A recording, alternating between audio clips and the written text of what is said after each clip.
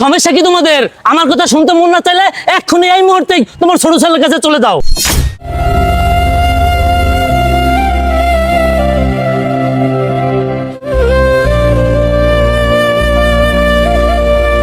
এই শোনো, তুমি যে তোমার বাপ মার সাথে এরকম ঝাড়ি মারিয়ে কথা বললা, উনি কিন্তু তোমার জন্ম দিচ্ছে।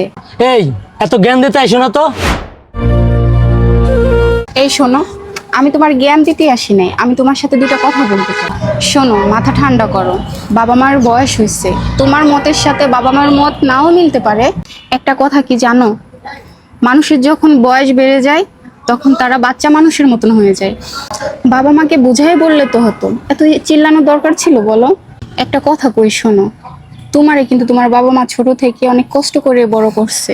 তুমি যে মুখে কথা কইতেছো, এই কথাও কিন্তু তোমার বাপ মা তোমারে শিখাইছে।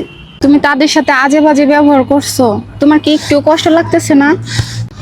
আর একটা কথা, আমি নিজ কানে শুনছি, তুমি যে বাবা মাকে বললা ঘর থেকে বের হয়ে যাইতে, এই বয়সে কোথায় বের হয়ে যাবে বলো? একটাবার ভাইবে দেখছো তোমার এই কথাতে তারা কত কষ্ট পাইছে? আর এই বয়সে তারা কোথায় যাবে বলো? আর একটা কথা জানো, তোমার এই বাবা মা তারা ভালো জায়গা না শুইয়া তোমাকে ভালো জায়গা রাখছে। তোমার এই বাবা মাই ভালো খাবার না খাইয়া তোমাকেই খাওয়াইছে। তুমি কিনা এই বাবা মার সাথে এরকম খারাপ ব্যবহার করতে পারলা? আমি তোমার কাছে আসলে এটা আশা করি নাই। তুমি একবারে ঠিক কথা বলছো, বাবা মার সাথে আমার আসলে এভাবে ব্যবহার করা ঠিক হয় নাই। তুমি যাও, এখনই যাও, বাবা মার পায়ে ধরে মাপ চাইবা।